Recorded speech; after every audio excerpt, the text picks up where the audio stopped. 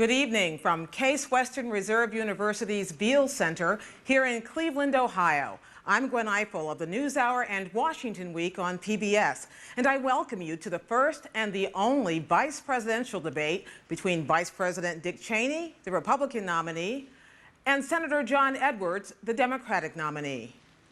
These debates are sponsored by the Commission on Presidential Debates. Tonight's will last 90 minutes following detailed rules of engagement worked out by representatives of the candidates. I have agreed to enforce the rules they have devised for themselves to the best of my ability. The questions tonight will be divided between foreign and domestic policy, but the specific topics were chosen by me. The candidates have not been told what they are. The rules. For each question, there can be only a 2-minute response, a 90-second rebuttal, and at my discretion, a discussion extension of 1 minute. A green light will come on when 30 seconds remain in any given answer, yellow at 15, red at 5 seconds, and then flashing red means time's up. There's also a backup buzzer system if needed. Candidates may not direct questions to one another. There will be 2-minute closing statements, but no opening statements. There is an audience here in the hall, but they have been instructed to remain silent throughout. The order of the first question was determined by the candidates in advance, and the first one goes to Vice President Cheney. Vice President Cheney, there have been new developments in Iraq, especially having to do with the administration's handling. Paul Bremer, the former head of the Coalition Provisional Authority, gave a speech in which he said, we have never had enough troops on the ground, or we never had enough troops on the ground.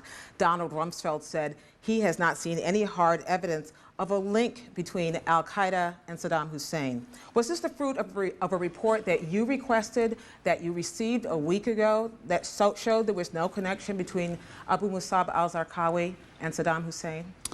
Gwen, I want to thank you, and I want to thank the folks here at Case Western Reserve for hosting this tonight. It's a very important event, and they've done a superb job of putting it together. It's important to look at all of our developments in Iraq within the broader context of the global war on terror. And after 9/11, it became clear that we had to do several things to have a successful strategy to win the global war on terror, specifically that we had to go after the terrorists wherever we might find them, that we also had to go after state sponsors of terror, those who might provide sanctuary or safe harbor for terror. And we also then finally had to stand up democracies in their stead afterwards, because that was the only way to guarantee that these states would not again become safe harbors for terror or for the development of deadly weapons. The concern about Iraq specifically focused on the fact that Saddam Hussein had been, for years, listed on the state sponsor of terror, that he had established relationships with Abu Nidal, who operated out of Baghdad. He paid $25,000 to the families of suicide bombers, and he had established a relationship with al-Qaeda. Specifically, look at George Tenet's CIA director's testimony before the Committee on Foreign Relations 2 years ago, when he talked about a 10-year relationship. The effort that we mounted with respect to Iraq focused specifically on the possibility that this was the most likely nexus between the terrorists and weapons of mass destruction. The biggest threat we face today is the possibility of terrorists smuggling a nuclear weapon or a biological agent into one of our own cities and threatening the lives of hundreds of thousands of Americans. What we did in Iraq was exactly the right thing to do. If I had it to recommend all over again, I would recommend exactly the same course of action. The world's far safer today because Saddam Hussein is in jail, his government's no longer in power, and we did exactly the right thing. Senator Edwards, you have 90 seconds to respond. Thank you. Well, thank you, Gwen, for moderating this debate. Thank you to the folks of Case Western and all the people in Ohio for having us here. Mr. Vice President, you are still not being straight with the American people. I mean, the reality, you and George Bush continue to tell people, first, that things are going well in Iraq. The American people don't need us to explain this to them. They see it on their television every single day. We lost more troops in September than we lost in August. Lost more in August than we lost in July. Lost more in July than we lost in June. The truth is, our men and women in uniform have been heroic. Our military has done everything they've been asked to do. And it's not just me that sees the mess in Iraq. There are Republican leaders like John McCain, like Richard Lugar, like Chuck Hagel, who've said Iraq is a mess and it's getting worse. And when they were asked why, Richard Lugar said, because of the incompetence of the administration. What Paul Bremer said yesterday is they didn't have enough troops to secure the country. They also didn't have a plan to win the peace. They also didn't put the alliances together to make this successful. We need a fresh start. We need a president who will speed up the training of the Iraqis, get more staff in for doing that. We need to speed up the reconstruction so the Iraqis see some tangible benefit. We need a new president who has the credibility, which John Kerry has, to bring others into this effort. Would you like 30 seconds to respond, Mr. I would. Vice President? We've made significant progress in Iraq. We've stood up a new government that's been in power now only 90 days.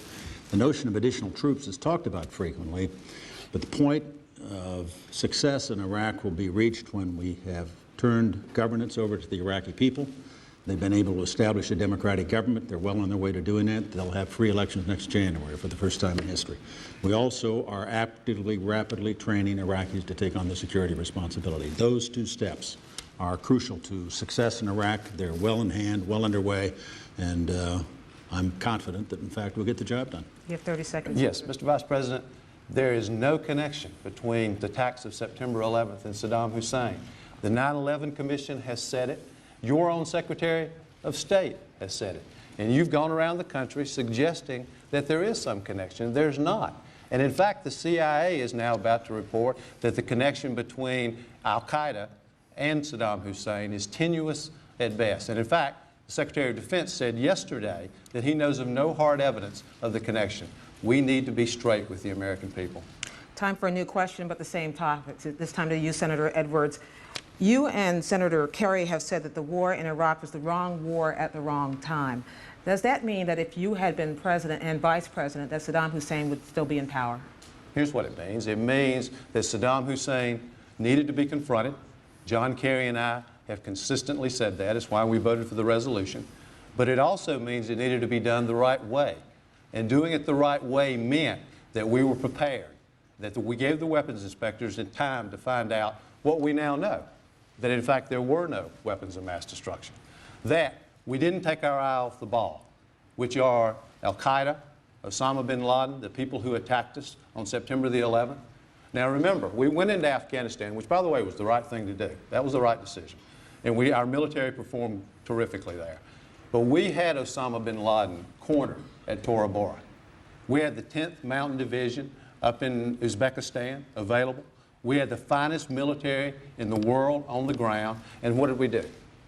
This is the man who masterminded the greatest mass murder and terrorist attack in American history. And what did the administration decide to do?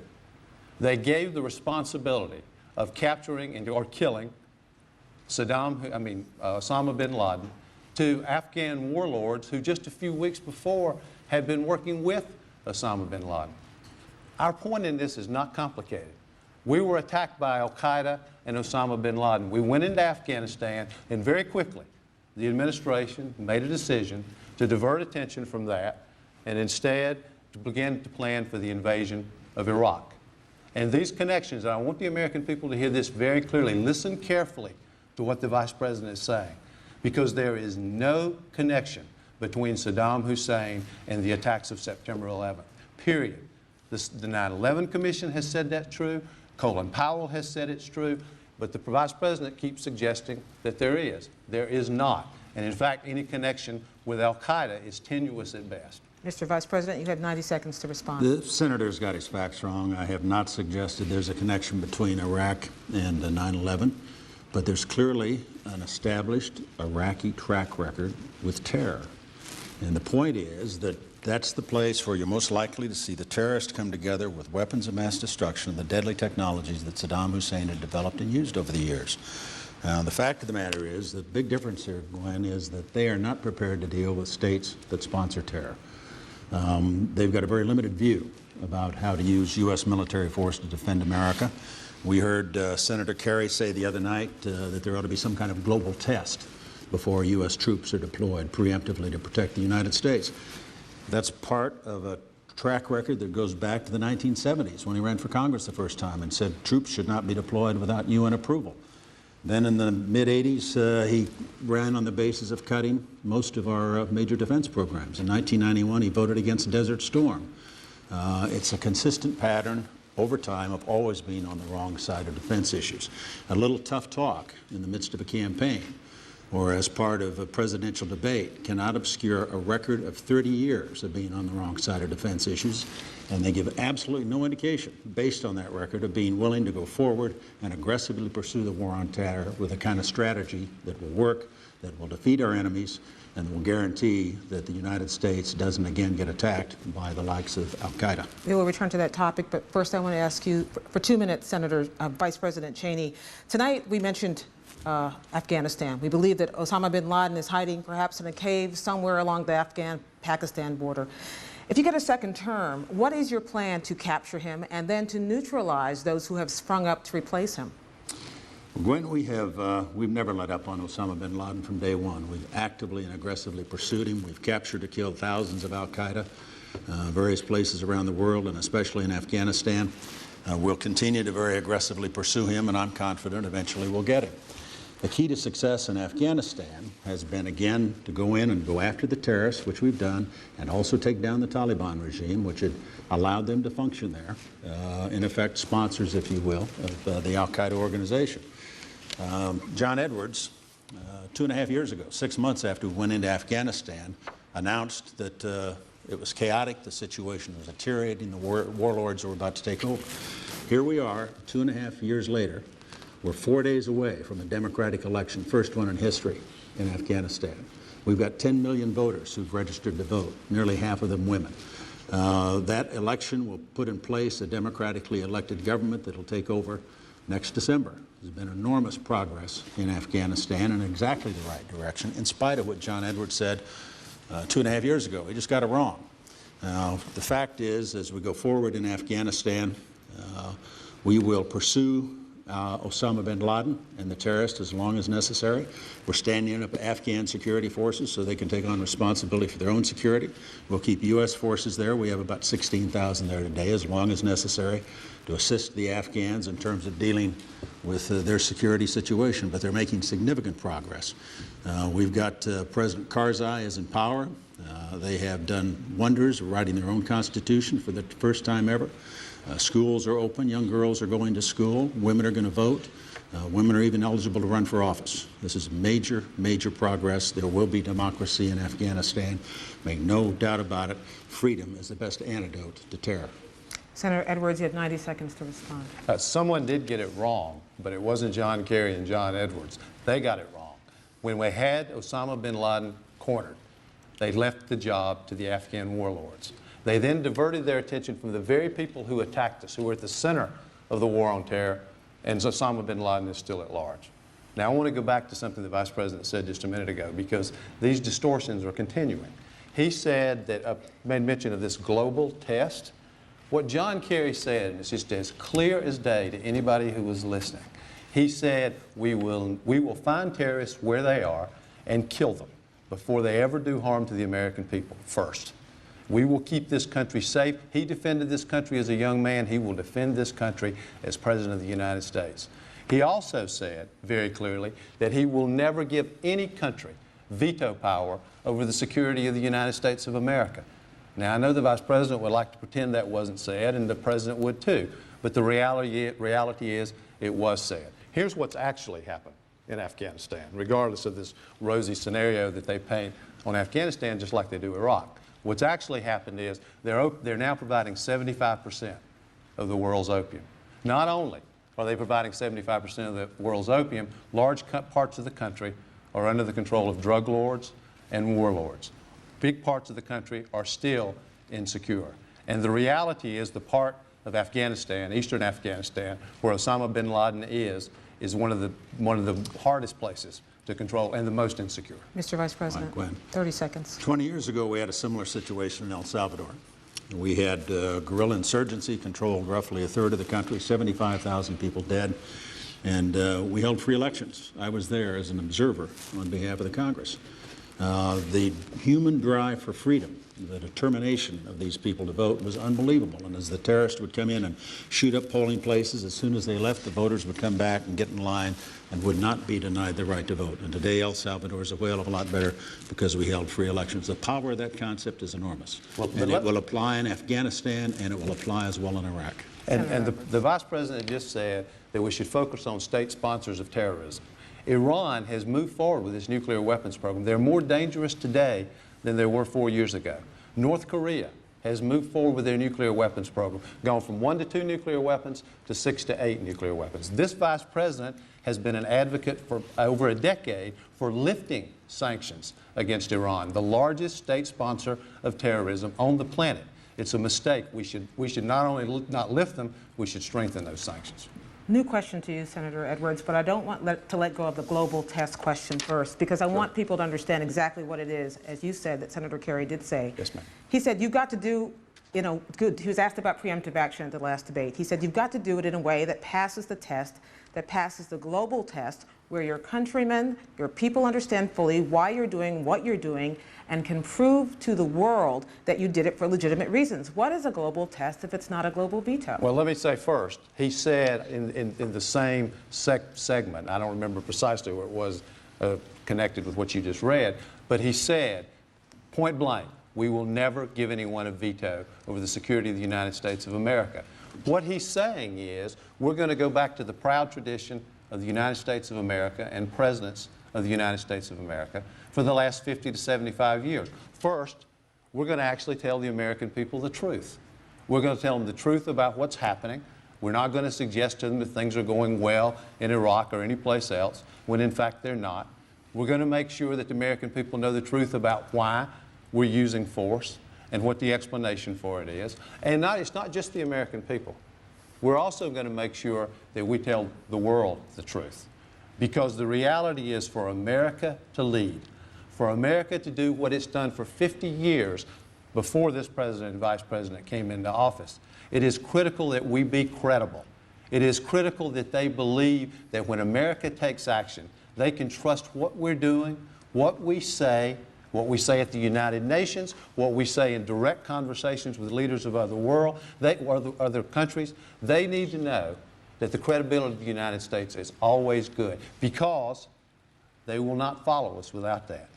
And unfortunately, we're seeing the consequences of that right now. It's one of the reasons that we're having so much difficulty getting others involved in the effort in Iraq.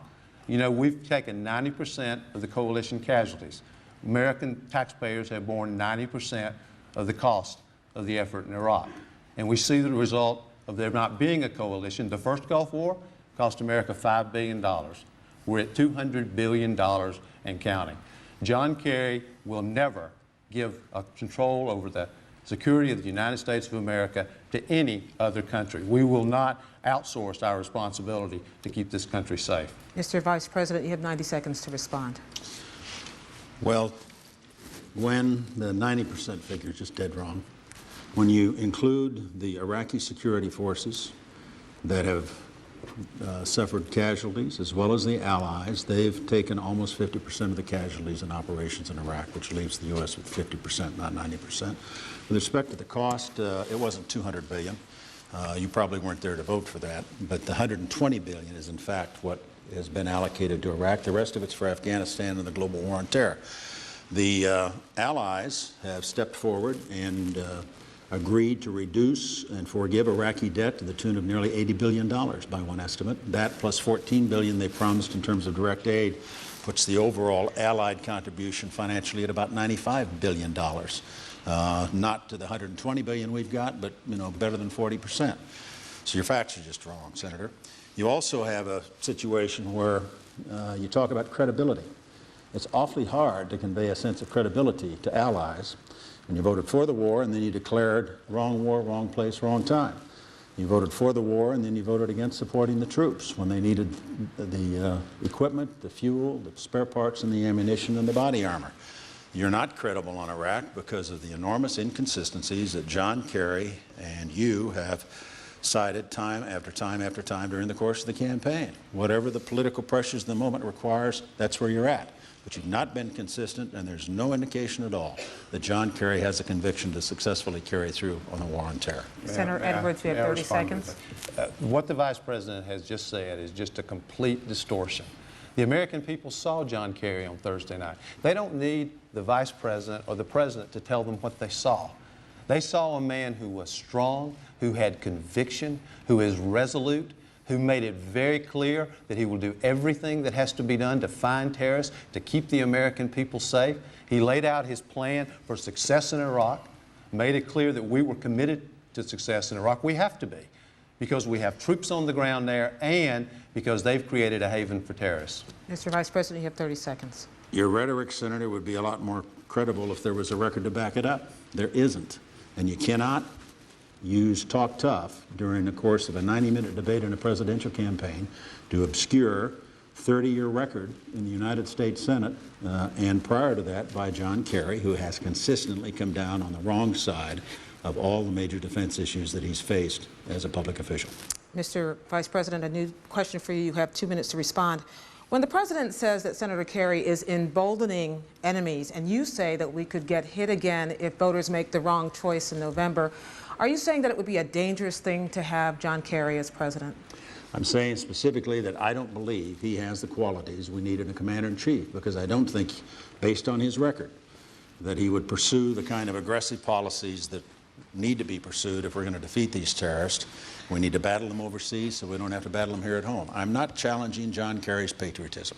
I said in my acceptance speech in New York City at the Republican convention that we respected his service in Vietnam, and I got applause for that. We've never criticized his patriotism. What we question is his judgment. And his judgment's flawed. And the record's there for anybody who wants to look at it. In 1984, when he ran for the Senate, he opposed or called for the elimination of a great many major weapon systems that were crucial to winning the Cold War and are important today to our overall forces. When Saddam Hussein invaded Kuwait and occupied it in 1990 and 91, he stood up on the floor of the Senate and voted against going in to liberate Kuwait and push Saddam Hussein back to Iraq. The problem we have is that if you look at his record, he doesn't display the qualities of somebody who has conviction.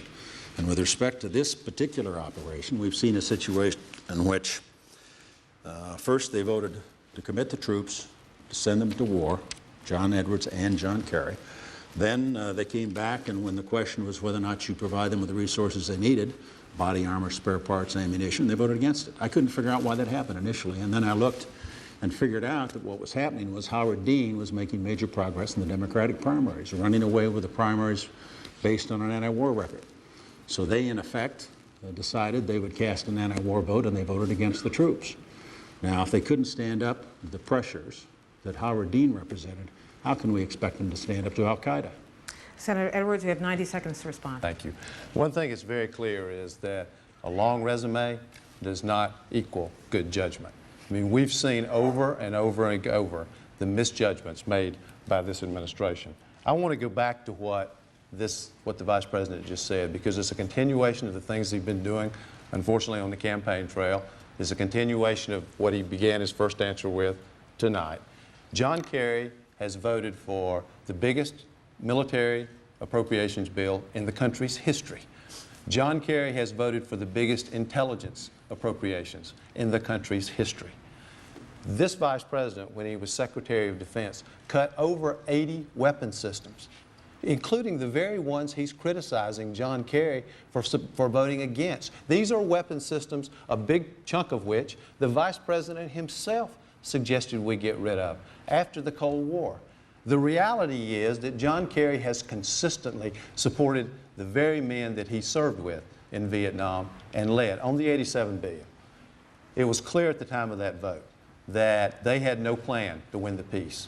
We're seeing the consequences of that every day on the ground right now. We stood up and said, for our troops, we must have a plan to win the peace. We also thought it was wrong to have a $20 billion fund, out of which $7.5 billion was going to go toward a no-bid contract for Halliburton, the Vice President's former company. It was wrong then, it's wrong now. Mr. Vice President, you have 30 seconds. Well, Gwen, I think the record speaks for itself.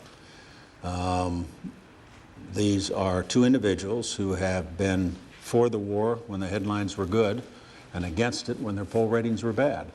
We have not seen the kind of consistency that a commander-in-chief has to have in order to be a leader in wartime and in order to be able to see the strategy through to victory. If we want to win the war on terror, it seems to me it's pretty clear the choice is George Bush, not John Kerry.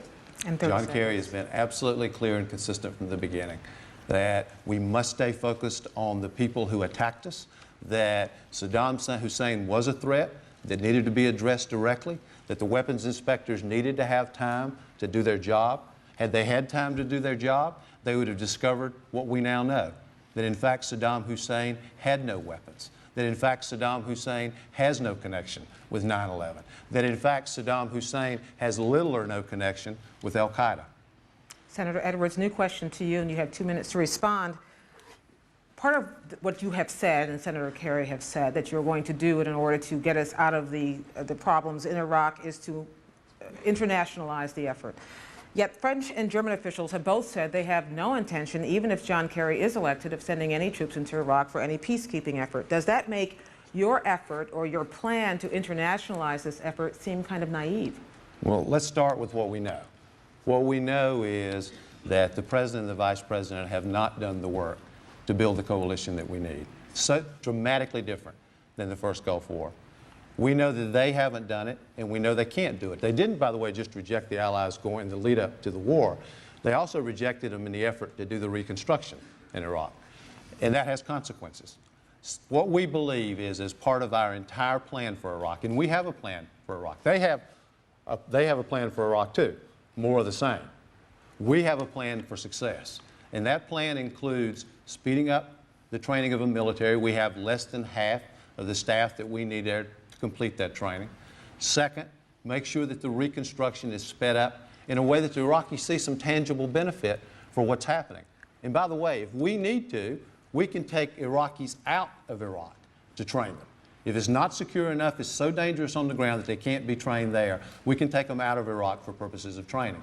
We should do whatever has to be done to train the Iraqis and to speed up that process. That works in conjunction with making sure the elections take place on time. Right now, the United Nations, which is responsible for the elections in January, has about 35 people there.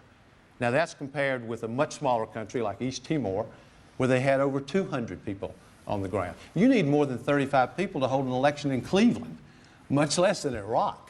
And they keep saying the election's on schedule, this is going to happen. The reality is we need a new president with credibility with the rest of the world and who has a real plan for success. Success breeds contribution, breeds joining the coalition. Not only that, I want to go back to what the Vice President said. He attacks us about the troops. They sent 40,000 American troops into Iraq without the body armor they needed. They sent them without the armored vehicles they needed. While they were on the ground fighting, they lobbied the Congress to cut their combat pay. This is the height of hypocrisy. Mr. Vice President, you have 90 seconds. Well, Gwen, it's hard to know where to start. There's so many inaccuracies there. The fact of the matter is the troops wouldn't have what they have today if you guys had had your way. We talk about internationalizing the effort. They don't have a plan, basically. It's an echo. You made the comment that the Gulf War coalition in '91 was far stronger than this. No. We had 34 countries then. We've got 30 today. We've got troops beside us. It's hard after John Kerry referred to our allies as a coalition of the coerced and the bribed to go out and persuade people to send troops and to participate in this process. You end up with a situation in which you talk about demeaning, in effect. You demean the sacrifice of our allies, and you say it's wrong war, wrong place, wrong time, and oh, by the way, send troops. Makes no sense at all. It's totally inconsistent. There isn't a plan there. Our most important ally in the war on terror in Iraq, specifically, is Prime Minister Alawi. He came recently and addressed a joint session of Congress that I presided over with the Speaker of the House. And John Kerry rushed out immediately after his speech was over with, where he came and he thanked America for our contributions and our sacrifice and pledged to hold those elections in January, went out and demeaned him, criticized him, challenged his credibility. That is not the way to win friends and allies. You're never going to add to the coalition with that kind of attitude. Senator Edwards, 30 seconds. Thank you. The Vice President suggests that we have the same number of countries involved now that we had in the first Gulf War.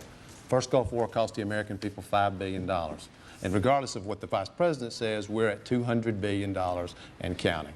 Not only that, 90% of the coalition casualties, Mr. Vice President, the coalition casualties are American casualties. 90% of the cost of this effort are being borne by American taxpayers. It is the direct result of the failures of this administration. Mr. Vice President. Classic example. He won't count the sacrifice and the contribution of our Iraqi allies. It's their country. They're in the fight. They're increasingly the ones out there putting their necks on the line to take back their country from the terrorists and the old regime elements that are still left. They're doing a superb job.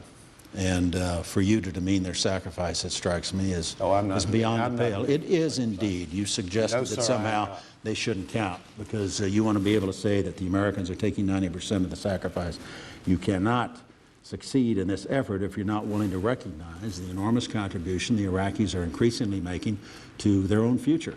We'll win when they take on responsibility for governance, which they're doing, and when they take on responsibility for their own security, which they increasingly are doing. New question, similar topic, because I want to circle back to a question which I'm not quite certain we got an answer to, but I will direct it to you first, Senator Edwards, which is the question of American intelligence. If this new report that we read about today is true, and if Vice President Cheney ordered it and asked about this, do you think that in the future that your administration or the Bush administration would have sufficient and accurate enough intelligence to be able to make decisions about where to go next? Well, let me speak first to what the Vice President just said, and then I'll answer that question. This, unfortunately, what the Vice President is telling people is inconsistent with everything they see every single day. It's a continuation of, well, there's a strong connection between al-Qaeda and Saddam Hussein. It's not true. It's a continuation of at least insinuating that there's some connection between 9/11 and Saddam Hussein. It's not true. It's saying to the American people, as the President said last Thursday, and the Vice President continues to say tonight, that things are going well in Iraq.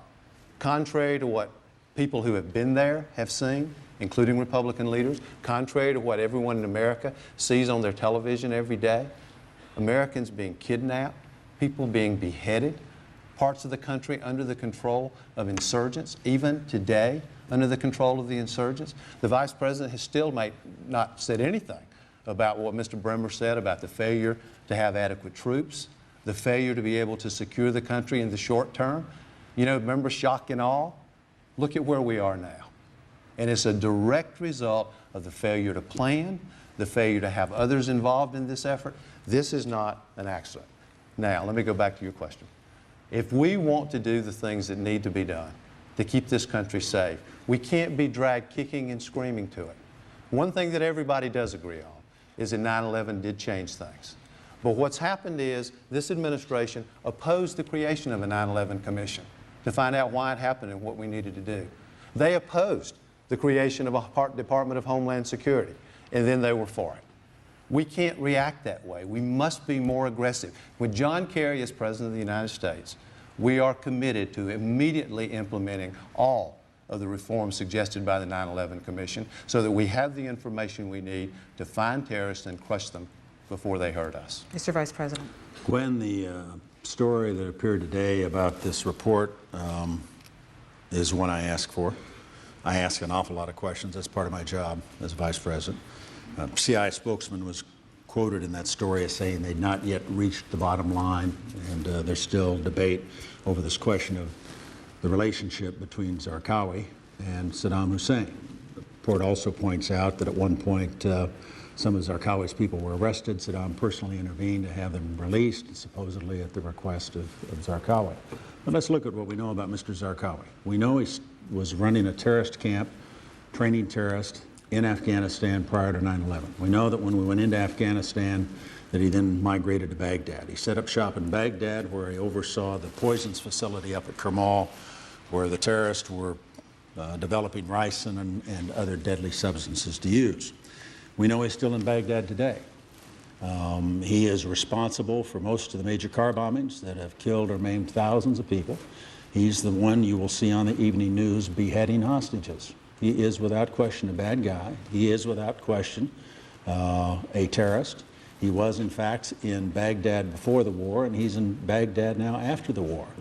The fact of the matter is that this is exactly the kind of track record we've seen over the years. We have to deal with Zarqawi by taking him out, and that's exactly what we'll do.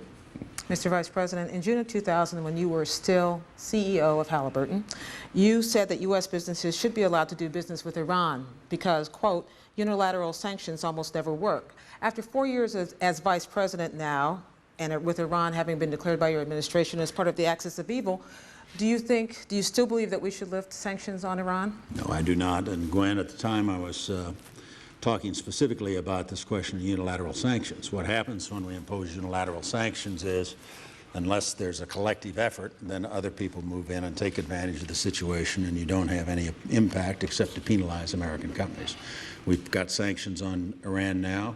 We may well want to go to the UN Security Council and ask for even tougher sanctions if they don't live up to their obligations under the International Atomic Energy Agency, a non-proliferation treaty. We've dealt with Iran differently than we have Iraq, partly because Iran has not yet, as Iraq did, violated 12 years of resolutions by the UN Security Council. We're working with the Brits and the Germans and the French, who've been negotiating with the Iranians. We recently were actively involved in a meeting of the Board of Governors of the International Atomic Energy Agency, and as I say, there'll be a follow-up meeting in November to determine whether or not Iran's living up to their commitments and obligations, and if they aren't, my guess is then the Board of Governors will recommend sending the whole matter to the UN Security Council for the application of international sanctions, which I think would be exactly the right way to go. We're addressing North Korea on a similar basis, working with the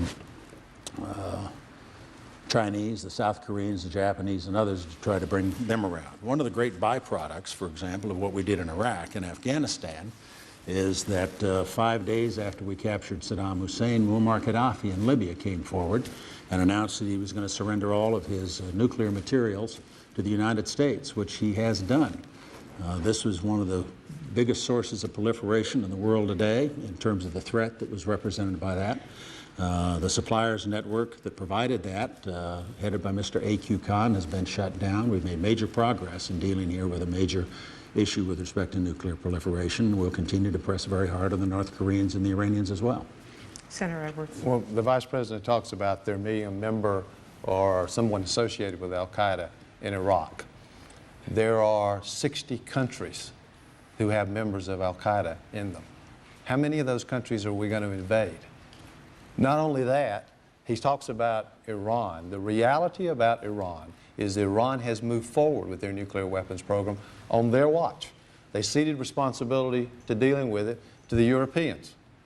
Now, the Vice President, as you pointed out, spoke out loudly for lifting the sanctions on Iraq. John Kerry and I believe we need to strengthen the sanctions on Iraq, including closing the loophole that allows companies to use subsidiaries, offshore subsidiaries, to do business with Iran. I mentioned Halliburton a few minutes ago in connection with the $87 billion, and you raised it in this question. This is relevant because he was pushing for sanctions, lifting sanctions when he was CEO of Halliburton. Here's why we didn't think Halliburton should have a no-bid contract. While he was CEO of Halliburton, they paid millions of dollars in fines for providing false information on their company, just like Enron and Ken Lay. They did business with Libya and Iran, two sworn enemies of the United States. They're now under investigation for having bribed foreign officials during that period of time.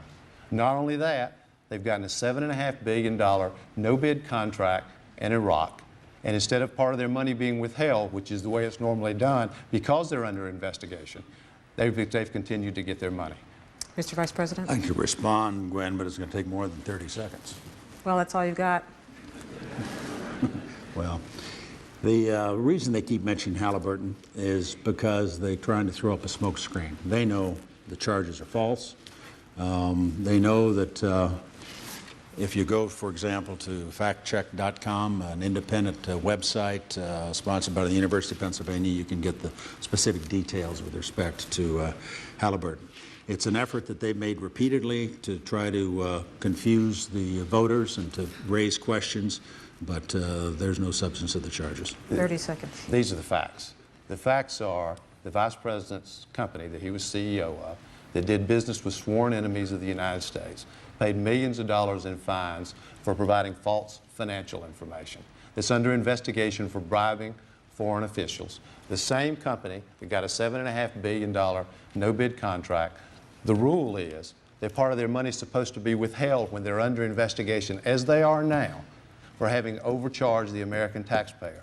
But they're getting every dime of their money. I'm happy to let voters make their own decision about this. Senator Edwards, as we wrap up the foreign policy part of this, I do want to talk to you about the Israeli-Palestinian conflict. Today, a senior member of Islamic Jihad was killed in Gaza. There have been suicide bombings, targeted assassinations, mortar attacks, all of this continuing. At a time when the United States seems absent in the peacemaking process, what would your administration do? First of all, do you agree that the United States was absent? Maybe you don't. But what would your administration do to try to resolve that conflict? Well, first of all, I do agree that we've been largely absent, not entirely absent, but largely absent from the peacemaking process over the last 4 years. And let me just say a couple of preliminary things and then talk about where we are now. First, the Israeli people not only have the right to defend themselves, they should defend themselves. They have an obligation to defend themselves. I mean, if I can just for a moment tell you a personal story. I was in Jerusalem a couple of years ago, actually 3 years ago, in August of 2001, staying at the King David Hotel. We left in the morning, headed to the airport to leave, and later in the day I found out that that same day, not far from where we were staying, the Sbarro Pizzeria was hit by a suicide bomber in Jerusalem. 15 people were killed. 6 children were killed. What are the Israeli people supposed to do? How can they continue to watch Israeli children killed by suicide bombers, killed by terrorists? They have not only the right but the obligation to defend themselves. Now, we know that the Prime Minister has made a decision, an historic decision, to unilaterally withdraw from Gaza. It's important for America to participate in helping with that process. Now, if Gaza is being used as a platform for attacking the Israeli people, that has to be stopped, and Israel has a right to defend itself. They don't have a partner for peace right now. They certainly don't have a partner in Arafat, and they need a legitimate partner for peace. And I might add, it is very important for America to crack down on the Saudis, who have not had a public prosecution for financing terrorism since 9/11. And it's important for America to confront the situation in Iran, because Iran is an enormous threat to Israel and the Israeli people. Mr. Vice President, 90 Gwen, seconds. I want to go back to the last comment, and then I'll come back to Israel-Palestine. The reason they keep trying to attack Halliburton is because they want to obscure their own record. And Senator, frankly, you have a record in the Senate that's not very distinguished. You've missed 33 out of 36 meetings of the Judiciary Committee, almost 70% of the meetings of the Intelligence Committee. You've missed a lot of key votes on tax policy, on energy, on Medicare reform. Your hometown newspaper has taken to calling you Senator Gone. You've got one of the worst attendance records in the United States Senate. Now, in my capacity as Vice President, I am the President of the Senate, the presiding officer. I'm up in the Senate most Tuesdays when they're in session. The first time I ever met you was when you walked on the stage tonight. With respect to Israel and Palestine, Gwen, the suicide bombers in part were generated by Saddam Hussein, who paid $25,000 to the families of suicide bombers. I personally think one of the reasons that we don't have as many suicide attacks today in Israel as we had in the past is because Saddam's no longer in business. We've been strong supporters of Israel. The President stepped forward and put in place a policy, basically, that said we will support the establishment of 2 states. First president ever to say we'll establish and support a Palestinian state next door to Israelis. But first, there has to be an interlocutor you can trust and deal with, and we won't have that. We don't have it now under Yasser Arafat. There has to be reform of the Palestinian system. Senator Edwards, it's your turn to use 30 seconds for a complicated Thank you. response. That was a complete distortion of my record. I know that won't come as a shock. The Vice President, I'm surprised to hear him talk about records, When he was one of 435 members of the United States House, he was one of 10 to vote against Head Start, one of 4 to vote against banning plastic weapons that can pass through metal detectors. He voted against the Department of Education. He voted against funding for Meals on Wheels for seniors. He voted against a holiday for Martin Luther King. He voted against a resolution calling for the release of Nelson Mandela in South Africa. It's amazing to hear him criticizing either my record or John Kerry's. 30 seconds. I think his record speaks for itself, and frankly, it's not very distinguished. In that case, we'll move on to domestic matters. And this question, I believe, goes to Vice President Cheney. The Census Bureau. It goes to Senator Edwards, doesn't it? It goes to Senator. It's to you. I just asked him about Israel, even though we didn't actually talk about it much. I can see the point. No, I did talk about it. Israel. He's the one who didn't talk about it. Mr. Vice President, the Census Bureau ranks Cleveland as the biggest poor city in the country, 31% jobless rate. You two gentlemen are pretty well off. You did well for yourselves in the private sector. What can you tell the people of Cleveland or people of cities like Cleveland that your administration will do to better their lives? Well, Gwen, there are several things that I think need to be done and are being done. We've, of course, been through a difficult recession and then the aftermath of 9/11, where we lost over 1 million jobs after that attack. But we think the key is to address some basic fundamental issues that the President's already working on. I think probably the most successful thing we can do with respect to ending poverty is to get people jobs. There's no better antidote to poverty than a good, well-paying job that allows somebody to take care of their own family. To do that, we have to make America the best place in the world to do business. And that means we've got to deal effectively with tax policy. We've got to reduce the litigation costs that's built into our society. We've got to provide adequate medical care and make certain that we can, in fact, create the opportunities that are vital to that process. I zero in particular on education. I think the most important thing we can do is have a first-class public school system. I'm a product of public schools. And the President, his first legislative priority was the No Child Left Behind Act. It was the first piece of legislation we introduced. We got it passed that first summer on a bipartisan basis. We even had Ted Kennedy on board for the effort. And it does several things. It establishes high standards. It, at the same time, sets up a system of testing with respect to our school system, so we can establish accountability to parents and make certain that they understand how well their students are doing, and they have the opportunity to move students out of poorly performing schools to good schools. It strikes me that that is absolutely the heart of what needs to be done from the standpoint of education.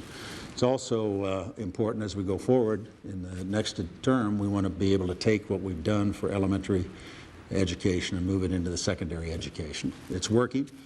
We've seen reports now of a reduction in the achievement gap between the majority students and minority students. We're making significant progress. Senator Edwards, you have 90 seconds. When your question was about jobs? It was about jobs and it was about poverty. I thought it was about jobs and poverty. I hope we get a chance to talk about education, but that's what the Vice President talked about. Here's what's happened. In the time that they have been in office, in the last 4 years, 1.6 million private sector jobs have been lost. 2.7 million manufacturing jobs have been lost. And it's had real consequences in places like Cleveland. Cleveland's a wonderful, distinguished city that's done a lot of great things, but it has the highest poverty rate in the country. 1 out of almost 2 children in Cleveland are now living in poverty. During the time that the Vice President and the President have been in office, 4 million more Americans have fallen into poverty. And what the most striking and startling thing is they are the first presidency in 70 years. And I'm talking Democrats, Republicans, presidents who led us through World War, through the Korean War, the Vietnam War, Cold War. Every one of them created jobs until this president. We have to do better. We have a plan. We're going to get rid of tax. And by the way, they're for outsourcing jobs. I want to make sure people hear that. It's a fundamental difference with us. The administration says over and over that the outsourcing of millions of American jobs is good. We're against it. We want to get rid of tax cuts for companies sending jobs overseas. We want to balance this budget, get back to fiscal responsibility, and we want to invest in the creative, innovative jobs of the future. Mr. Vice President. Gwen, we've got 111 million American taxpayers that have benefited from our income tax cuts. We've got 33 million students who benefited from No Child Left Behind. We've got 40 million seniors who benefited from the reform of the Medicare system. The Democrats promised prescription drug benefits for years. They've run on that platform. They never got it done. The president got it done. We also dropped 5 million people totally off the federal income tax rolls, so they no longer have to pay any federal income tax at all. So the story, I think, is a good one, and the data he's using is old data. It's from 2003. It doesn't include any of the gains that we made in the last years. We've added 1.7 million jobs to the economy. 30 seconds. The Vice President and President like to talk about their experience on the campaign trail.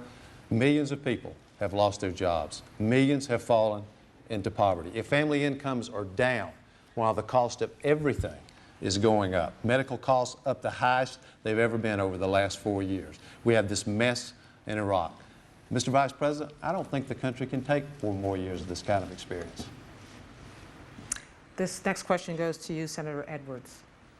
Senator Kerry said in a recent interview that he absolutely will not raise taxes on anyone who earns under $200,000 a year. How can he guarantee that and also cut the deficit in half, as he's promised? Because we will do what they've not done. You know, if you look at what's happened over the last 4 years, we have gone from a $5 trillion projected surplus when George Bush took office to a $3 trillion projected deficit. They promised they were going to put $2 trillion of the surplus aside from Social Security. Not done. Not only that, it's the biggest fiscal turnaround in American history. And there's no end in sight. The Washington Post just reported they have several $1 trillion of additional tax cuts and spending. No suggestion of what they're going to do about it.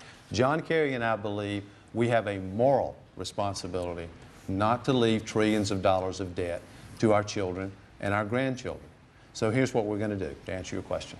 To pay for the things that we believe need to be done. I hope we get a chance to talk about health care and also about education, because we have plans on both those subjects. What we're going to do is roll back tax cuts. And I want everyone to hear this, because there have been exaggerations made on the campaign trail. Roll back tax cuts for people who make over $200,000 a year. We will do that. We want to keep the tax cuts that are in place for people who make less than $200,000 a year, and give additional tax cuts to those middle-class families. Tax cuts for health care, tax cuts to help families pay for their college tuition, tax cuts for child care. These families are struggling and hurting, and they need more tax relief, not less tax relief. But to help get us back on the path to a balanced budget, we also want to get rid of some of the bureaucratic spending in Washington. One of the amazing things that's happened is they've actually layered on more supervisory people at the supervisory level in this government. We also want to close some corporate loopholes. Now, I want to be honest with people. We can't eliminate this deficit. People have heard that over and over and over in 4 years. We cannot do it. We're in too deep a hole.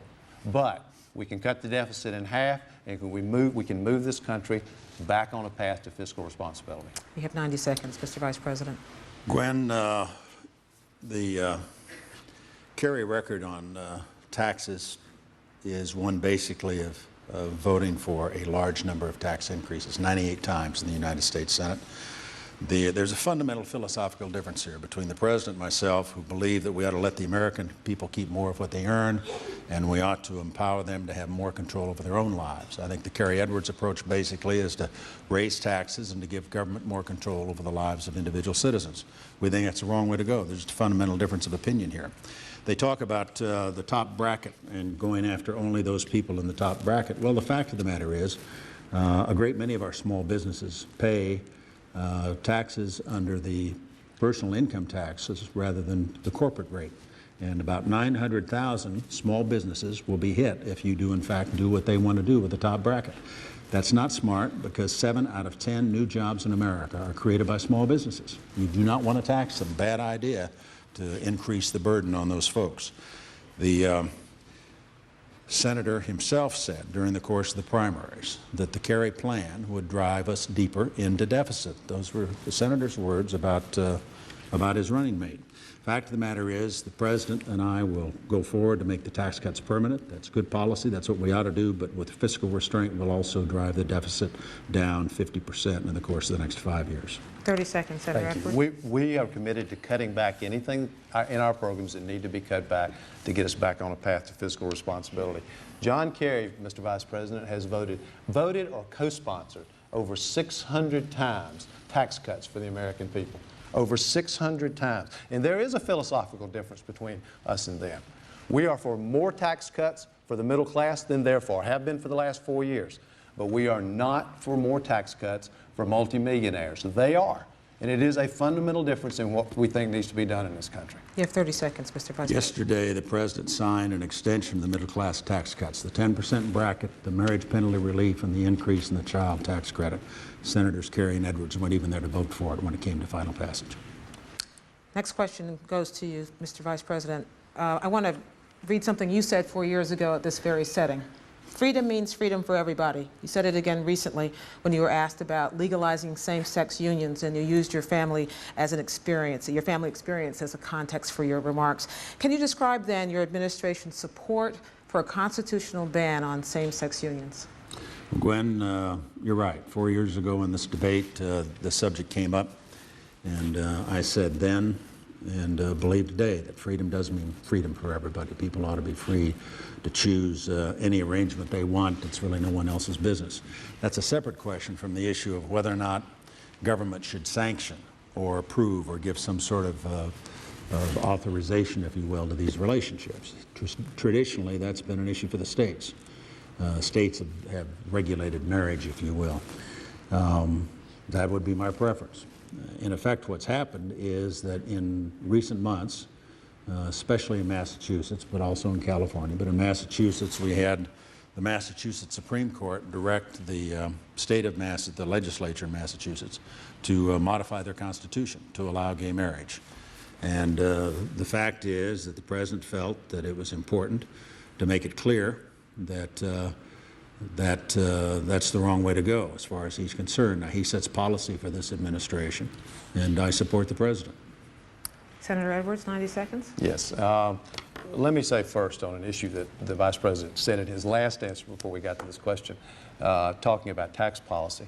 The country needs to know that under what they have put in place and want to put in place, a millionaire sitting by their swimming pool, collecting their statement to see how much money they're making, make their money from dividends, pays a lower tax rate than the men and women who are receiving paychecks for serving on the ground in Iraq.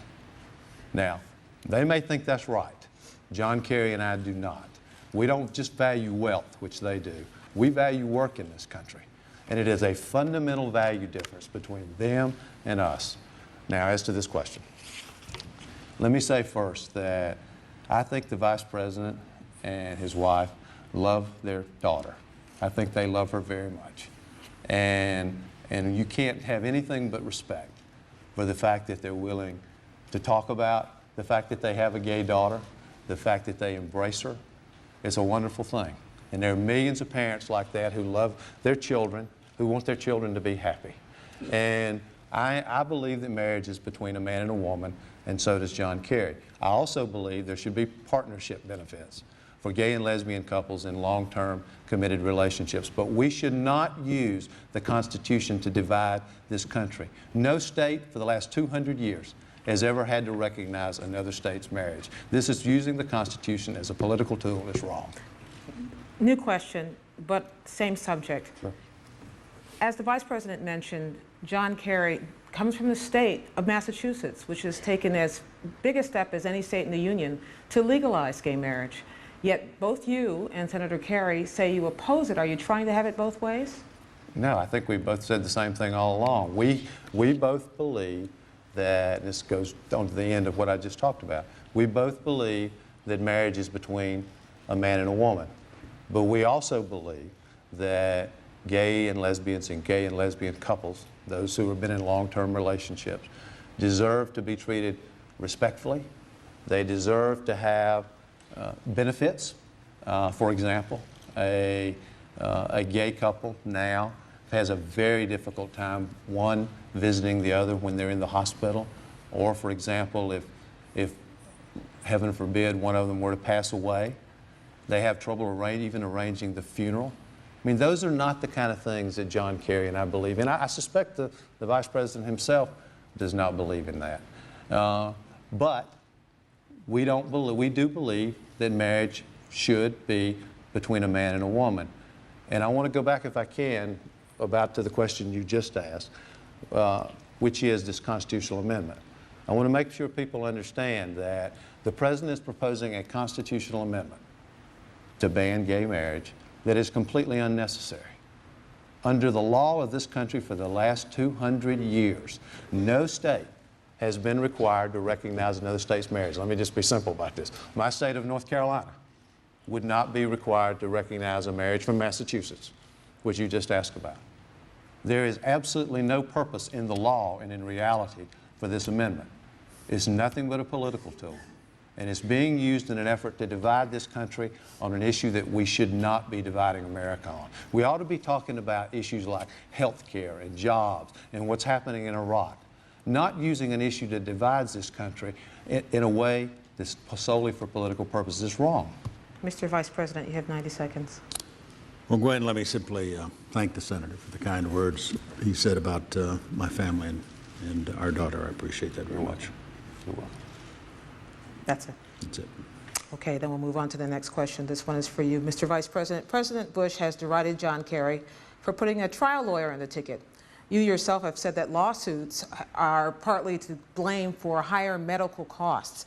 Are you willing to say that John Edwards sitting here has been part of the problem? Well, Gwen. Mr. Vice President? First of all, I'm not familiar with his cases.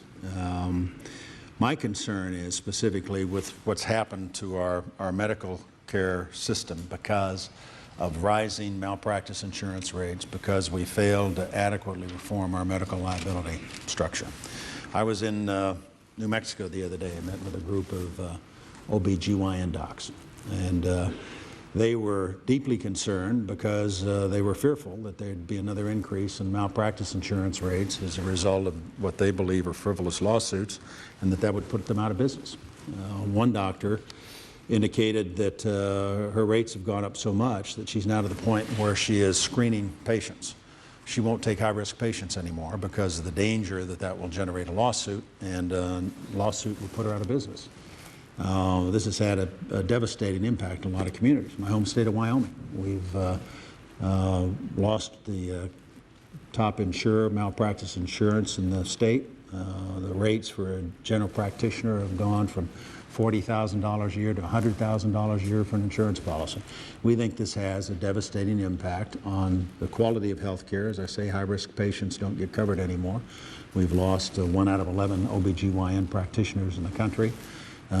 We think it can be fixed, needs to be fixed. Now, specifically, what we need to do is cap non-economic damages, and we also think you need to limit the awards that the trial attorneys take out of all of this. Over 50% of the settlements go to attorneys and for administrative overhead. We passed medical liability reform through the House of Representatives. It's been blocked in the Senate. And Senator Kerry's voted 10 times against medical liability reform, and I don't believe Senator Edwards supports it either, not the kind that would be meaningful. Senator Edwards? Yes. Well, let me say, first of all, I'm proud of the work I did on behalf of kids and families against big insurance companies, big drug companies, and big HMOs. We do have too many lawsuits, and the reality is there's something that we can do about it. John Kerry and I have a plan to do something about it. We want to put more responsibility on the lawyers to require, before a case, malpractice, which the Vice President just spoke about, have the case reviewed by independent experts who determine the case is serious and meritorious before it can be filed, hold the lawyers responsible for that, to certify that, and hold the lawyer financially responsible if they don't do it, have a 3 strikes and you're out rule, so that the lawyer who files 3 of these cases without meeting this requirement loses their right to file these cases. That way we keep the cases out of the system that don't belong in the system. They talk about frivolous cases. We believe cases that don't belong in the system should never be in the system. But we don't believe that we should take away the rights of people like Valerie Lakey, who was a young girl who I represented, 5 years old, severely injured for life on a defective swimming pool drain cover. It turns out the company knew of 12 other children who had either been killed or severely injured by the same problem. They hid it. They didn't tell anybody. They could have fixed it with a 2-cent screw. That's wrong. John Kerry and I are always going to stand with the Valerie Lakeys of the world and not with the insurance companies. Senator Edwards, new question to you, same topic. Do you feel personally attacked when Vice President Cheney talks about liability reform and tort reform, and the president talks about having a trial lawyer in the ticket? Am I personally attacked? I think the truth is that what they're doing is talking about an issue that really doesn't have a great deal to do with what's happening with medical costs in this country, which I think is a very serious issue. And I would be the first to say that the Vice President described a few minutes ago problems with malpractice premiums. That's true, it's real. It's very real. I mean, what doctors talk about is very serious, and they're getting squeezed from both sides. I mean, because they have trouble getting reimbursed, first of all, for the care that they provide, you know, from the government or from healthcare companies. And on the flip side, their malpractice costs are going up. That's very real, which is why we have proposed a plan to keep cases out of the system that don't belong there. But it's very important to put this in context, because in context, everything they're proposing, according to the Bipartisan Congressional Budget Office, amounts to about half of 1% of health care costs in this country. Half of 1%. We have double-digit inflation in health care costs. We've seen the largest rise in medical costs in the last 4 years in the country's history, $3,500 nationally. And nobody who's watching this debate needs me to explain this to them. They know it. Medicare premiums up 17% on their watch. Again, largest increase in Medicare premiums in the history of Medicare. We think we have a plan to keep cases that don't belong in the system out, but we also do what they haven't done. 5 million Americans have lost their health care coverage, medical costs skyrocketing. We have a serious health care plan to bring down costs for everybody, to cover millions more Americans, and to actually stand up to drug companies and insurance companies, which this administration has been unwilling to do. Mr. Vice President. Ms. Gwen, we think lawsuit abuse is a serious problem in this country. We think badly need tort reform.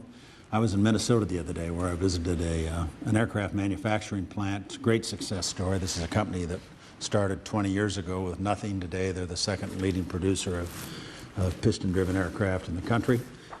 He told me that if it weren't for the increased cost of his liability insurance, in this case product liability, he could hire 200 more people in his factory. We built into the system the enormous cost as a result of our practice with respect to litigation. We have to find ways to get a handle on it. You mentioned Medicare up 17%, somehow that was something we caused. No. The 17% increase in Medicare premiums was the direct result of a statute adopted in 1997. John Kerry voted for it.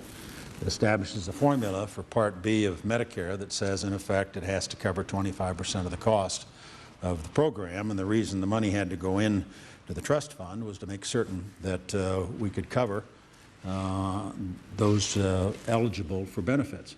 While you were in private practice of law and as a senator, you had the advantage of a special tax loophole, Subchapter S Corporation, which you set up so you could avoid paying $600,000 in Medicare taxes that would have gone into the fund. And it's those kinds of loopholes that necessitate a premium increase under the law that was enacted in 1997, supported by John Kerry.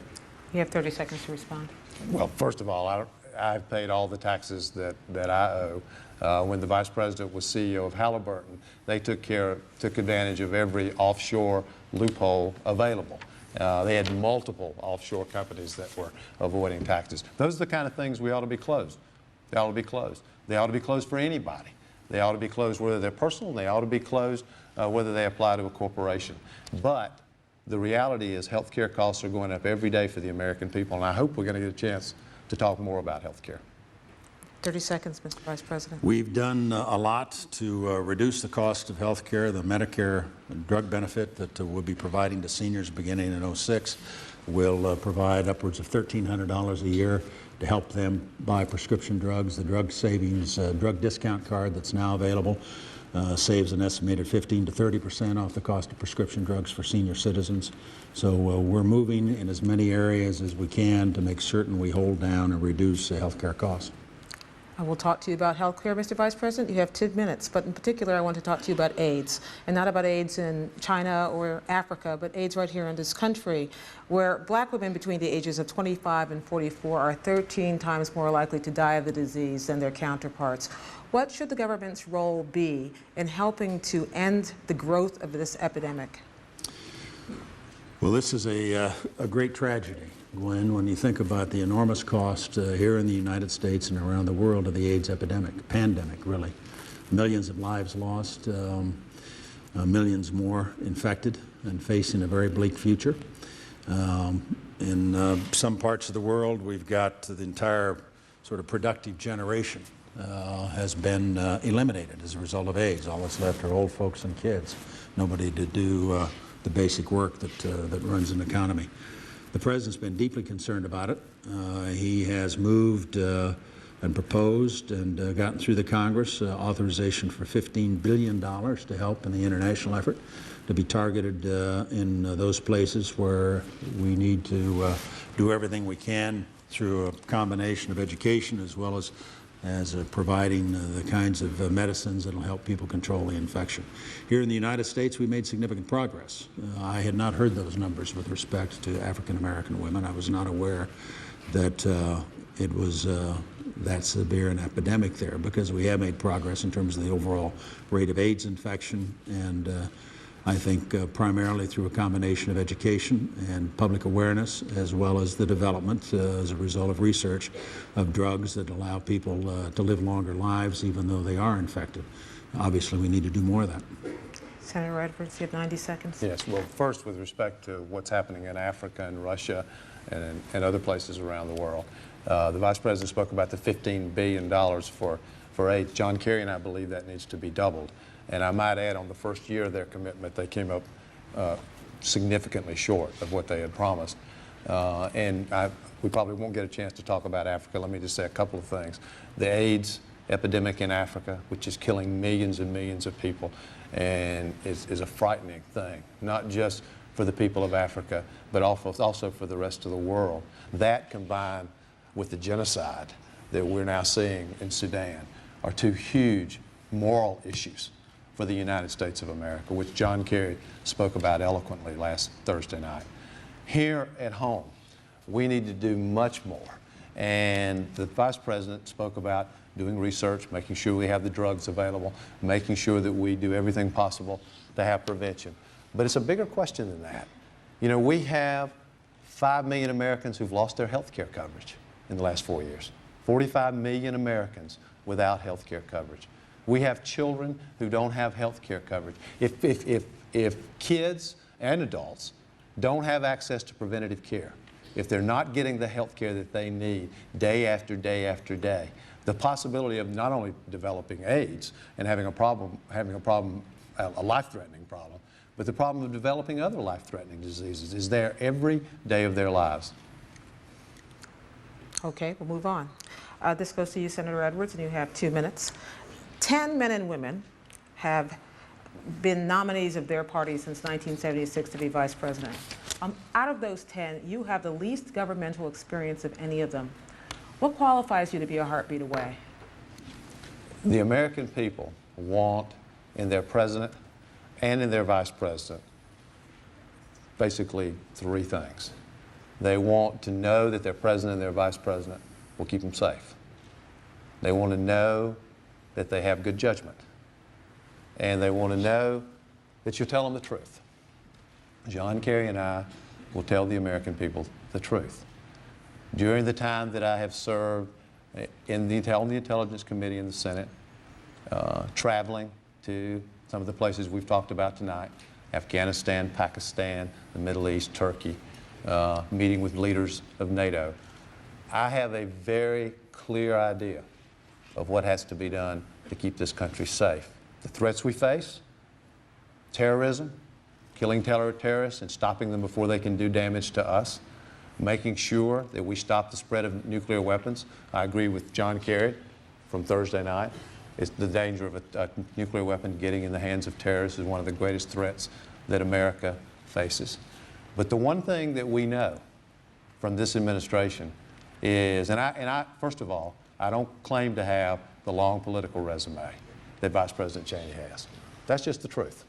And the American people know that and deserve to know it. But what we know from this administration is that a long resume does not equal good judgment. Here are the judgments I would make. My first priority would be to keep this country safe. I would find terrorists where they are and stop them and kill them before they do harm to us. We would stop the spread of nuclear weapons. And we would also strengthen this military, which means providing the equipment and training that they need.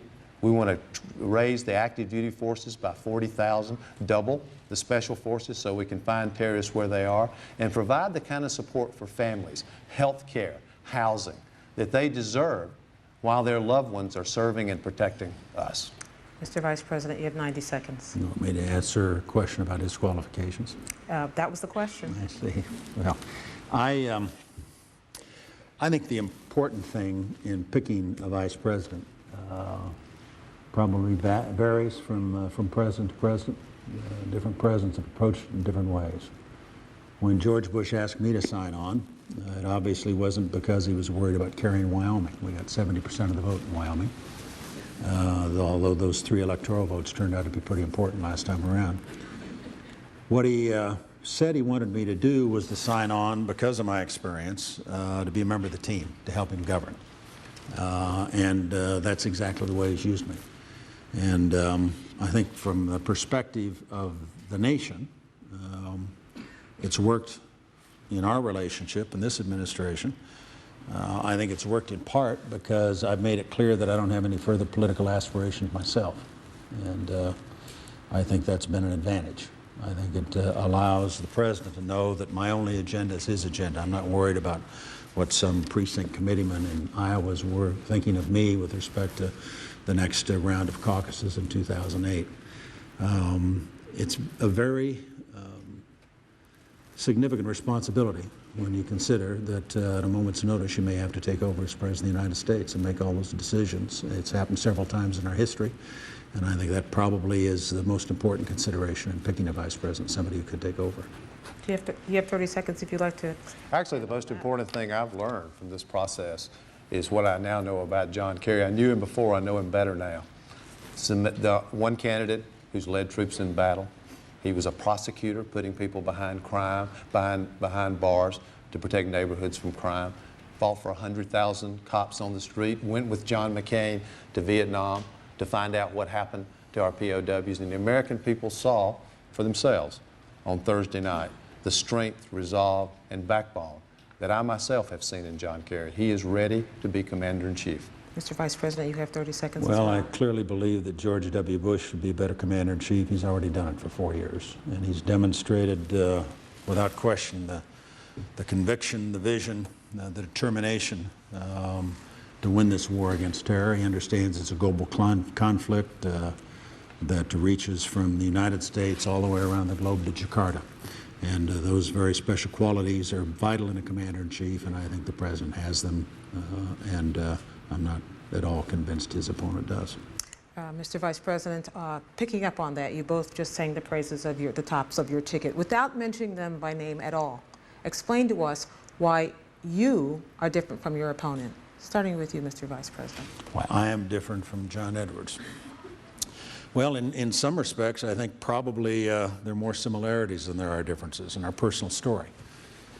I don't talk about myself very much, but I've heard Senator Edwards, and as I listen to him, I find some similarities. I come from relatively modest circumstances. My grandfather never even went to high school. I'm the first in my family to graduate from college. I carried a ticket in the International Brotherhood of Electrical Workers for 6 years. I've been laid off, been hospitalized without health insurance. So I have some idea of the problems that people encounter. So I think the personal stories are, in some respects, surprisingly similar. With respect to how we've spent our careers, I obviously made a choice for public service. And I've been at it for a good long time now, except for those periods when we lost elections. And that goes with the turf as well, too.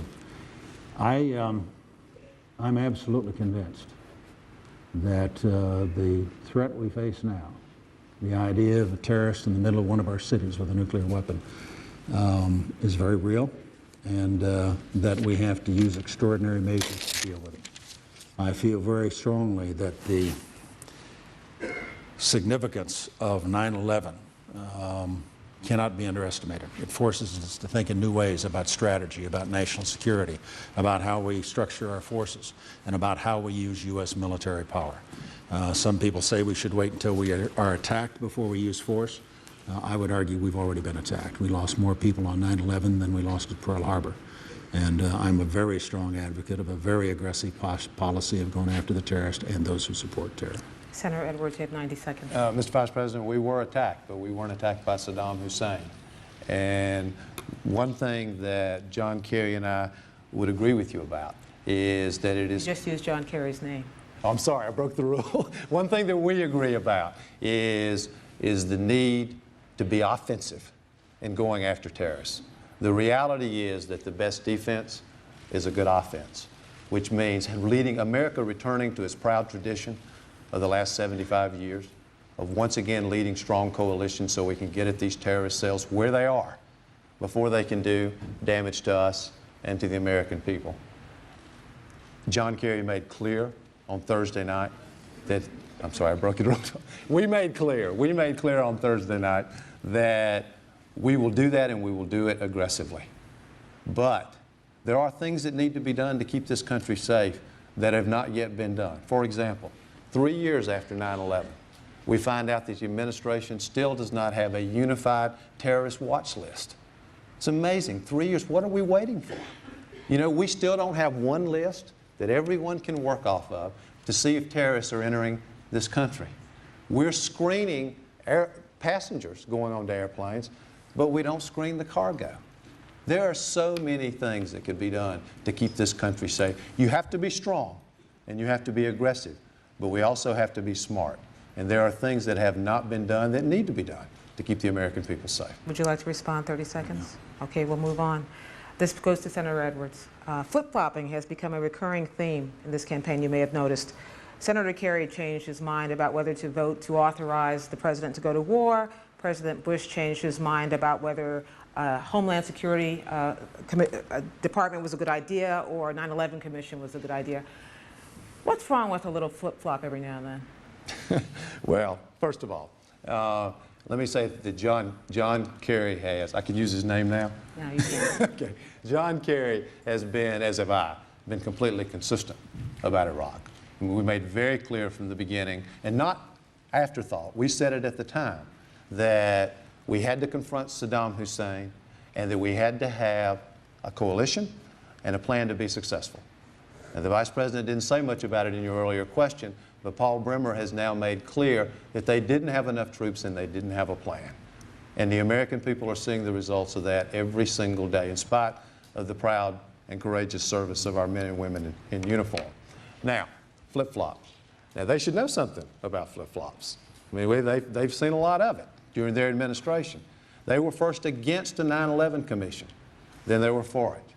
They were for a Department of Homeland Security. I mean, they were against the Department of Homeland Security, then they were for it.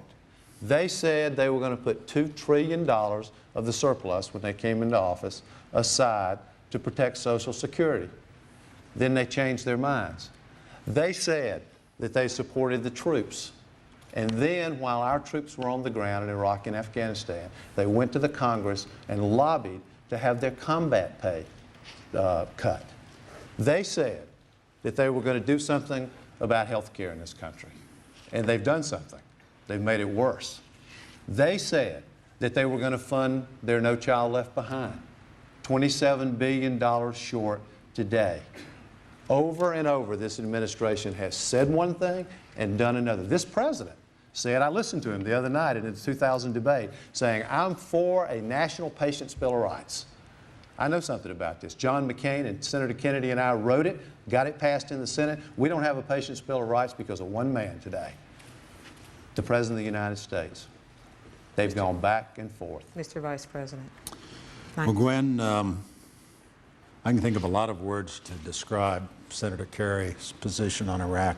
Consistent's not one of them. I think if you look at the record from voting for sending the troops, then voting against the resources they needed when they got there, then saying I actually voted for the $87 billion before I voted against it, saying in response to a question, knowing everything I know now, yes, I would have cast exactly the same vote, and then shortly after that saying wrong war, wrong place, wrong time. Consistency doesn't come to mind as I consider that record. The question of troops is an interesting and an important one. We have looked to our commanders on the ground in Iraq for guidance on what they think they need. If they need more troops, they'll ask us. But the key here is not to try to solve the problems in Iraq by putting in more American troops. The key is to get the Iraqis to take on the responsibility for their own security. That's exactly what we're doing. If you put American troops in there in larger numbers and don't get the Iraqis into the fight, you'll postpone the day when you can, in fact, bring our boys home. It's vital that we deal with any need for additional troops by putting Iraqis into the effort. 49% increase in funding for elementary and secondary education under No Child Left Behind. That's a lot of money, even by Massachusetts standards. You have 30 seconds if you choose. Yeah, but they didn't fund the mandates that they put on the schools all over this country. That's the reason 800 teachers, one of the reasons, 800 teachers have been laid off right here in Cleveland. 1/3 of our public schools are failing under this administration. Half of African Americans are dropping out of high school. Half of Hispanic Americans are dropping out of high school. John and I have, and I don't have the time now, but we have a clear plan to improve our public schools. It starts with getting our best teachers into the schools where we need them the most by creating incentives for them to go there. Mr. Vice President. Gwen, No Child Left Behind, they were for it, now they're against it. They voted for it, now they're opposed to it. We are making significant progress there. We are closing the achievement gap. The results coming in from a number of studies show without question that on math and science, math and reading, that in fact our minority students, our Hispanic and African American students are doing better, and that gap between them and the majority population is in fact closing. So we are doing exactly the right thing. They're the ones who have been for the Patriot Act, then against it, for No Child Left Behind, and then against it. Mr. Vice President, our final, I'm sorry, you have 30 seconds, Senator Edwards. Yeah, he started. Yeah, 30 seconds to me, yes. We are for accountability, and we are for high standards. John and I voted for No Child Left Behind because we thought that accountability and standards were the right thing to do. But they may, did you figure out you were wrong? I did figure out I was wrong. Well, in fairness, if you feel like you need to go to him, Well, I do, because we're actually on the final question. I apologize for giving you an extra 15 seconds there. I go now to Vice President Cheney. Whichever one of you is elected in November, you mentioned those 3 electoral votes in Wyoming and how critical they turned out to be. But what they're a sign of also is that you're going to inherit a very deeply divided electorate, economically, politically, you name it. How will you set out, Mr. Vice President, in a way that you weren't able to in these past 4 years to bridge that divide? Well, I must say it's one of the disappointments of the last 4 years is that we've not been able to do what the president did in Texas, for example, when he was able to reach across the aisle and bring Democrats along on major issues today. We had some success early on, I think, in No Child Left Behind, when we in fact had broad bipartisan support. We had a lot of support for the Patriot Act when we passed that on a bipartisan basis. Now we're seeing objections to that by the other side. All I know is to continue to try to work it. It's a disappointment in the sense that I remember from my earlier service when things worked much differently. When in fact some of my best friends in the Congress were people I worked with, like Tom Foley, who was a majority leader and later Speaker of the House.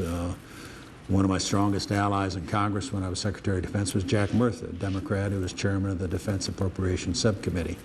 We used to be able to do more together on a bipartisan basis than seems possible these days. I'm not sure exactly why. I think in part it may be the change in the majority-minority status in the House and Senate has been difficult for both sides to adjust to. And the Senate, of course, has been very evenly divided, 50-50, then 51-49, then 49-51 the other way. We'll keep working at it. I think it's important for us to try. I believe that it is essential for us to do everything we can to garner as much support from the other side of the aisle as possible. We've had support, we even had in our keynote address at our convention was delivered by Zell Miller. So there are some Democrats who agree with our approach, and hopefully in a second term we'll see an improvement along those lines. Senator Edwards, 90 seconds. Thank you. The President said that he would unite this country, that he was a uniter, not a divider. Have you ever seen America more divided? Have you ever seen Washington more divided? The reality is this is not an accident. It's a direct result of the choices they've made and their efforts that have created division in America. We can do better than that in this country. Now, I want to go back to the whole issue of health care because we touched it, but I think the American people deserve to know what we would do different. I mean, 5 million people losing their health care. Everyone who's watching this knows health insurance premiums are through the roof. We need to talk about what we will do that they haven't done.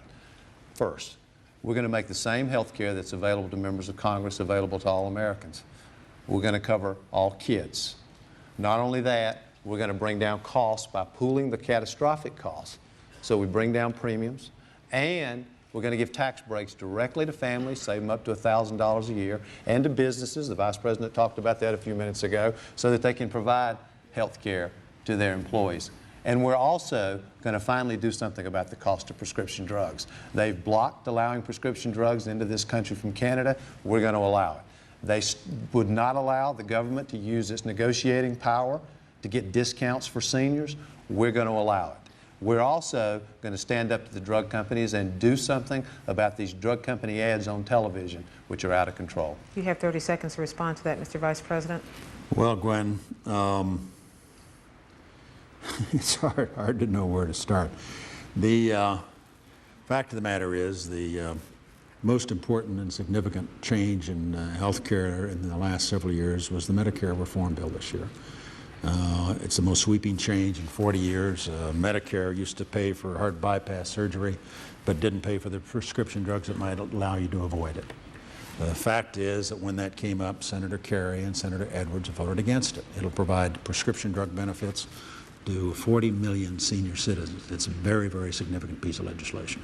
30 seconds. They had a choice on allowing prescription drugs into this country from Canada, of being with the American people or with the drug companies. They were with the drug companies. They had a choice on negotiating discounts in the Medicare prescription drug bill, being with the American people or with the drug companies. They were with the drug companies. They had a choice on the Patient's Bill of Rights, allowing people to make their own health care decisions and not having insurance companies make them. Be with the American people, be with the big insurance companies. They're with the insurance companies. John Kerry and I will always fight for the American people. As previously agreed, we'll go to closing statements now, 2 minutes each. Coin toss. Senator Edwards, you begin. Thank you. Thank you, Gwen. Thank you, Mr. Vice President, for being here. You know, when I was young and growing up, I remember coming down the steps into the kitchen early in the morning, and I would see the glow of the television. And I'd see my father sitting at a table. He wasn't paying bills, and he wasn't doing paperwork from work. What he was doing was learning math on television. Now, he didn't have a college education, but he was doing what he could do to get a better job in the mill where he worked. I was proud of him. I'm still proud of him. And I was also hopeful because I knew that I lived in a country where I could get a college education. Here's the truth. I have grown up in the bright light of America, but that light is flickering today. Now, I know that the Vice President and the President don't see it, but you do. You see it when your incomes are going down and the cost of everything, college tuition, health care, is going through the roof. You see it when you sit at your table each night and there's an empty chair because a loved one is serving in Iraq or Afghanistan. What they're going to give you is 4 more years of the same. John Kerry and I believe that we can do better. We believe in a strong middle class in this country. That's why we have a plan to create jobs, getting rid of tax cuts for companies outsourcing your jobs. Give tax cuts to companies that'll keep jobs here in America. It's why we have a health care plan. It's why we have a plan to keep you safe and to fix this mess in Iraq. The truth is that every 4 years you get to decide. You have the ability to decide where America is going to go. John Kerry and I are asking you to give us the power to fight for you, to fight to keep that dream in America that I saw as a young man alive for every parent sitting at that kitchen table. Vice President Cheney. Gwen, I want to thank you. It's been a privilege to serve as your Vice President these last 4 years and to work alongside President Bush to put our economy on an upward path. We've cut taxes, added 1.7 million new jobs in the last year, and will continue to provide opportunities for business and for workers. We won't be happy until every American who wants to work can find a job. We believe that all Americans ought to have access to medical care, and that they ought to have access to the finest schools in the world. We'll do everything we can to preserve Social Security and to make certain that it's there for future generations. I've worked for 4 presidents and watched 2 others up close, and I know that there's no such thing as a routine day in the Oval Office. We saw on 9/11 that the next decision a president has to make can affect the lives of all of us. Now we find ourselves in the midst of a conflict unlike any we've ever known, faced with the possibility that terrorists could smuggle a deadly biological agent or a nuclear weapon into the middle of one of our own cities. That threat and the presidential leadership needed to deal with it is placing a special responsibility on all of you who will decide on November 2nd who will be our commander-in-chief. The only viable option for winning the war on terror is the one the president's chosen, to use the power of the United States to aggressively go after the terrorists wherever we find them, and also to hold to account states that sponsor terror. Now that we've captured or killed thousands of al-Qaeda and taken down the regimes of Saddam Hussein and the Taliban, it's important that we stand up democratically elected governments as the only guarantee that they'll never again revert to terrorism or the production of deadly weapons. This is the task of our generation, and I know firsthand the strength the President brings to it.